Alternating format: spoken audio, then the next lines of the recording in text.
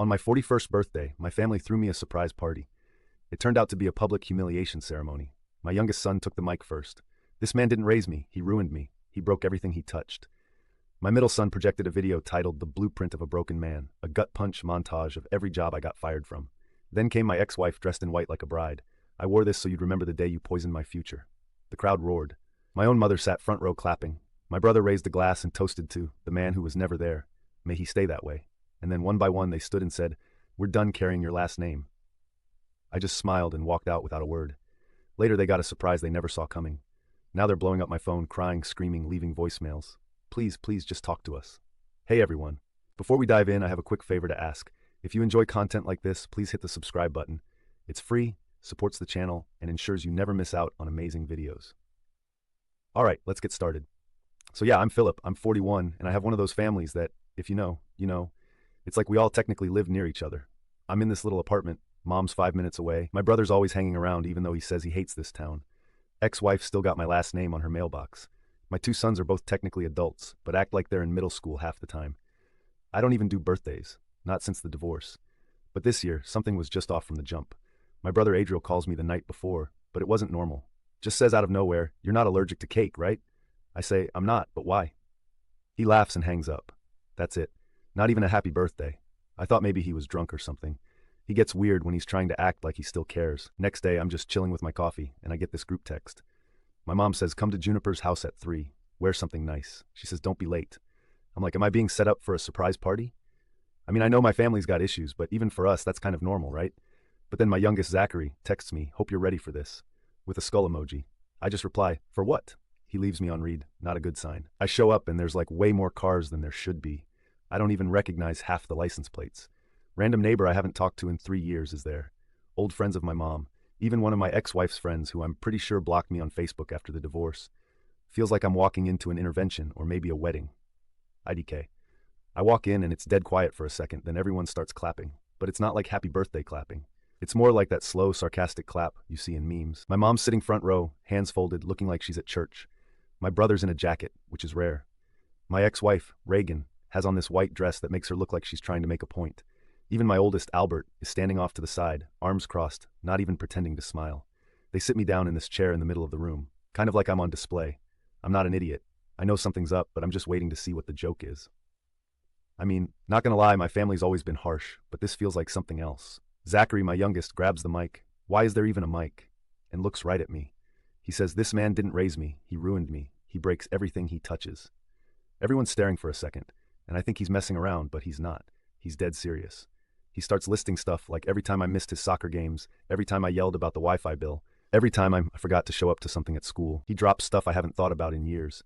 Says, "Maybe if you'd actually cared about us instead of your problems, we wouldn't all be so screwed up." I'm just sitting there, not even sure how to react because he's not wrong about some of it, but he's twisting it to make it sound like I never did anything for him. Then Albert, my middle son, stands up and connects his phone to the TV. He says, "Let's show everyone the blueprint of a broken man." It's a video, like a highlight reel, but not the good kind. It's all these old clips, photos, even screenshots of texts I sent them when I was pissed off or tired. There's a part where he's scrolling through a list of jobs I got fired from, like he's reading my stats out loud. Even plays an old voicemail of me apologizing for missing his birthday once, which, yeah, I did, but I was dealing with a lot back then. The whole room's watching like it's a Netflix doc. Honestly, I didn't even know he still had half of that stuff.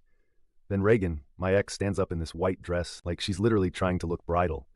She says, "I wore this so you'd remember the day you poisoned my future." She starts talking about how I ruined her life, how she's still cleaning up the mess from our marriage, how she can't trust anyone because of me. She says, "I want everyone to know what it's like to have your future ripped up by someone who only cares about himself." I can see her hands shaking, but she's enjoying it. The crowd is eating it up. Some people are even laughing. My brother stands up, raises a glass, and says, "To the man who was never there, may he stay that way." I hear a couple people say "damn" under their breath. My mom just claps like slow. That fake supportive clap. I look at her and she just shrugs like, "You brought this on yourself." I'm not even mad at that point. I'm just done. Then one by one, everyone stands up, including my brother, my sons, my ex, even my mom, and they all say, "We're done carrying your last name." Some of them look angry. Some just look bored, like they're reading off a script. I think even my brother's wife, who never says a word to me, joins in. I just sit there for a second. Not gonna lie, there's a part of me that wants to get up and start yelling, to tell them they're all full of it, that they wouldn't have half the stuff they do if I hadn't bailed them out so many times. that they're just mad because I finally stopped giving in every time they wanted something. But I don't. I just stand up, look at each of them, and smile.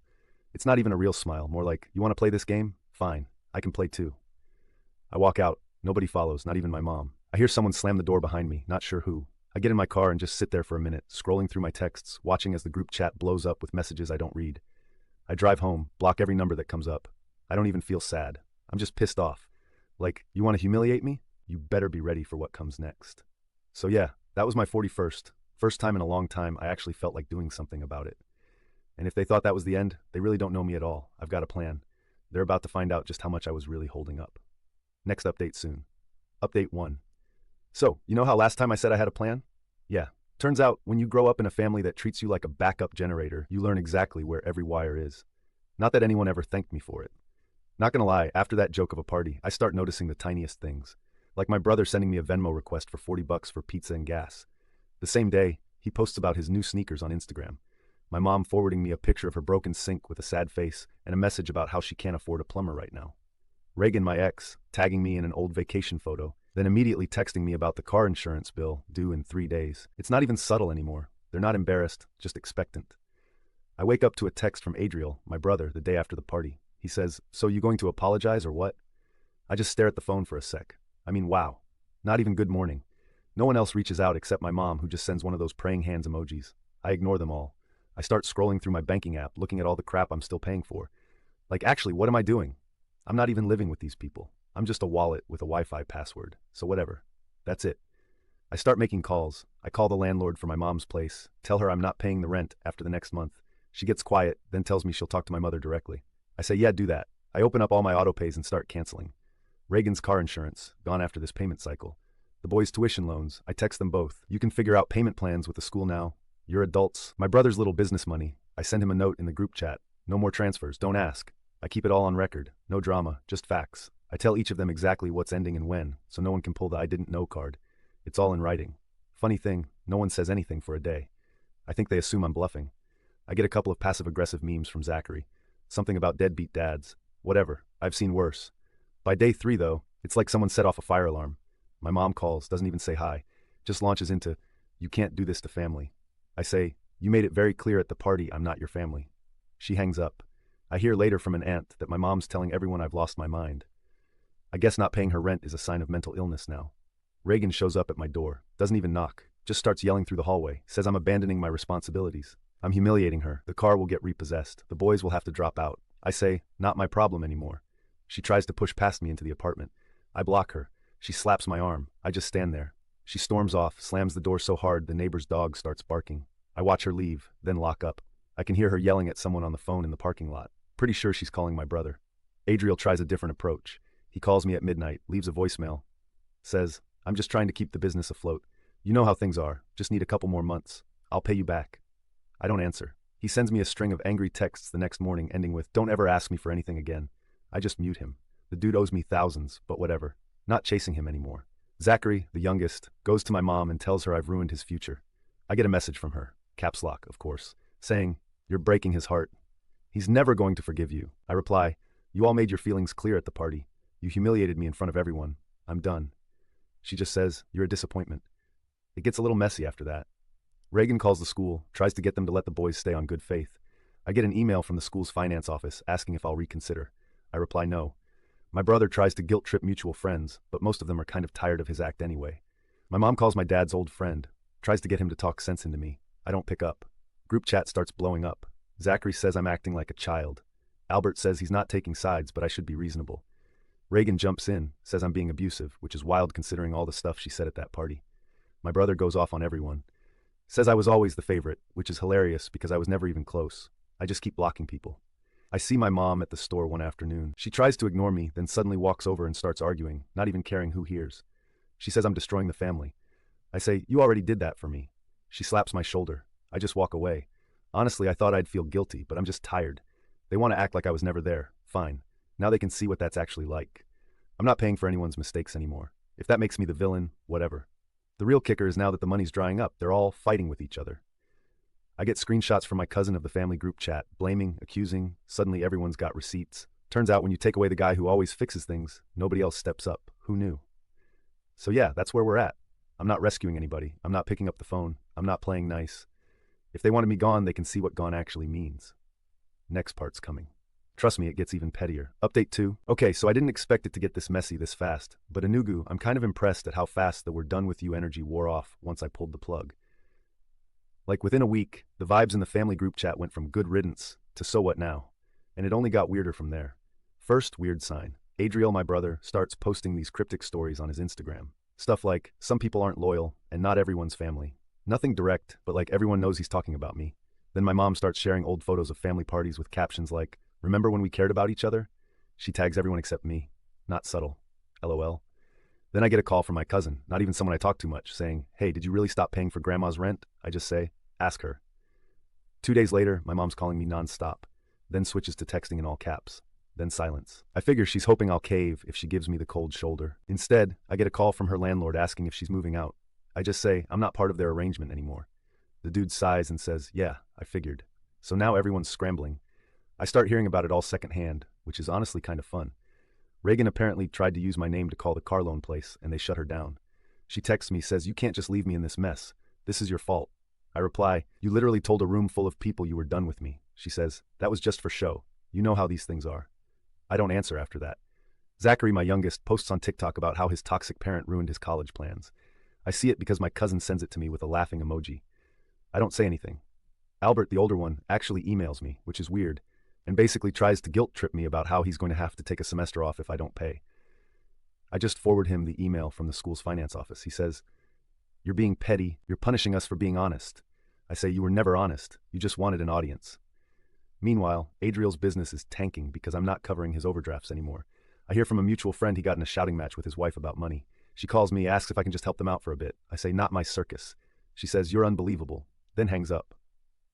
Later, I hear she actually threw a mug at Adriel and he had to clean up the kitchen himself. Honestly, not my problem. My mom is the wildest though. She tries to go around me and call my old friend to see if he'll talk to me about family obligation. The guy texts me, says, "Your mom's going through it." I just say, "Yeah, she'll figure it out." Next thing I know, she's posting on Facebook about how some people never appreciate the sacrifices mothers make. The comments are a mess. People are picking sides, family drama everywhere. Then the boys start fighting with each other. I only know because I get CC'd on an email chain where Zachary is blaming Albert for escalating everything at the party. And Albert is saying he only did the video because Zachary pushed him. They loop Reagan in. She says, "I told you both not to go too far." At this point, I'm almost impressed at how fast the unity falls apart. There's a lot of little things too, like Adriel tries to show up at my apartment. When I see him through the peephole, I don't answer. He bangs on the door, then leaves. My mom tries to corner me at the grocery store, blocks my cart, says, "You're gonna regret this," then pushes my shoulder and storms off, knocking over a display on the way out. Reagan stops by and tries to guilt trip me again. Says, "I hope you're happy," then slams the door behind her. I just put on my headphones and ignore it. Social stuff gets awkward too. My aunt invites me to a barbecue and then uninvites me after my mom complains. Some people try to stay neutral, but you can tell everyone's picking a side. I get DMs from people I haven't heard from in years asking what happened. I just say ask them. The wildest part is nobody actually apologizes. Not once. It's all blame, all deflection. Like they thought I'd just fold and come back crawling. Instead, they're eating each other alive. I guess when you base your whole relationship on someone else's money, you don't have much left when it's gone. The group chat is dead now. Just the occasional angry rant from Adriel or a guilt trip meme from my mom. I muted it weeks ago. I'm just doing my own thing now, paying my own bills, not getting dragged into their drama. I see Reagan at the gas station. She glares at me. I just nod and keep going. Adriel's wife tried to call again, but I blocked her. Albert texted me, said, "You really don't care about us, do you?" I didn't even bother answering. So yeah, that's where it's at. I know this isn't some neat story with a bow on top. I'm not expecting anyone to change. I just want them to finally see what life's like when the person they spent years trashing actually walks away. And trust me, the final move is coming, and they're not ready for it. Next update soon. Final update. Honestly, thought by now they'd just freeze me out and move on. But turns out when you kick the wrong pillar out from under a house, the whole thing wobbles. Not that any of them would admit it, even now.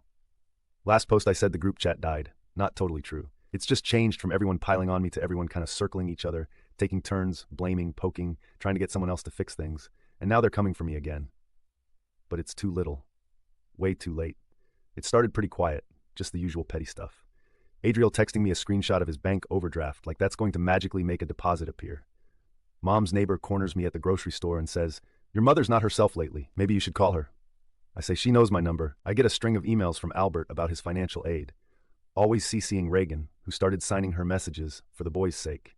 Still can't believe she thinks that'll work. But then the real fun started. I get a letter from the property manager for the building where my mom lives. Her lease is up in 60 days, and I'm the one who's been on the paperwork for years, even though she's the tenant. I never told her, but I put the notice of non-renewal in the mail myself. She texts me all caps, "You're making your own mother homeless." I reply, "You're a grown woman, you'll figure it out." She tries calling. I block her. My aunt tries to get in on it. I block her too. Adriel starts panicking because his business loan, which, let's be real, was me covering his credit card bill, is now being called in by collections. I actually went through the trouble of sending all our texts and payment records to the collection agency. He shows up at my apartment, pounds on the door, yelling, "You're screwing me over on purpose." I stand in the doorway and say, "You did it to yourself." He tries to shove past me. I block him. He pushes my chest. I just stare at him and he leaves, slamming the stairwell door so hard it echoes. Reagan's car gets towed right out of her driveway. She calls me, losing it, says the boys will never forgive me, says I'm a monster. I say, "You made your choice at that party." She tries to threaten me with some kind of legal thing, but the car was in my name and I canceled the insurance, so that's that. She tries to slap me when she catches me in the parking lot at the grocery store, but I step back and she just yells at me instead. People are watching. Nobody says anything. The thing is, they're all smart in their own way. They know how to guilt trip, how to make things look like my fault. But now that everything's actually breaking, they're just desperate. Zachary calls me from some unknown number, doesn't even bother with small talk. Just goes straight into, "You ruined my life. You never cared about us. I hope you're happy." I say, "You'll get over it." He hangs up. I get a voicemail from my mom. She's crying. Then she's angry. Then she's just quiet. Says she can't believe her own son would do this. Says she should have never let me back into her life after Dad left. I listen to the whole thing, then delete it. My phone starts blowing up. Group chat, missed calls, voicemails, even Facebook messages from random family I haven't seen in years. Everyone's got an opinion. Nobody's got an actual solution. It's wild how fast it all falls apart. Albert drops out for a semester, texts me, "Thanks for nothing, Dad. Hope you're proud." I don't answer. Reagan's new boyfriend tries to get in my face at the gas station. Tells me I'm a deadbeat. I say, "You can pay your bills if you want," then walk away. Adriel posts on Twitter about how betrayal always comes from the ones closest to you. Mom goes back to tagging me in old family photos with passive-aggressive captions. I just block them all one after another. The biggest surprise to them, I think, is that I actually followed through. Like they did that whole public spectacle thinking I'd just eat it and keep paying for their crap. But I'm not their villain anymore. I'm just not their anything. And now they're scrambling, begging, threatening, whatever. I even got a handwritten letter from my mom. Seriously, when's the last time anyone used a stamp? Saying, "Please, just talk to us. Please, please, just talk to us." I'm not gonna lie, part of me thought I'd feel guilty, but I just feel free. I don't owe them anything. Not after that. They wanted to make me the bad guy. Fine. I'll be the bad guy who doesn't pay their bills, who doesn't pick up the phone, who doesn't show up just to get slapped or screamed at. I see them in public sometimes, and it's just nods or dirty looks now. Nobody tries to talk. Maybe they'll figure it out. Maybe they won't. I don't know. All I know is I'm not carrying any more weight that isn't mine. They can keep the last name or drop it. Doesn't matter to me. I got my own life to live, finally. So yeah, that's the end of it. No happy ending, no dramatic apology, no family reunion, just a bunch of voicemails I'm never going to answer. And honestly, that's the best birthday present I could have given to myself.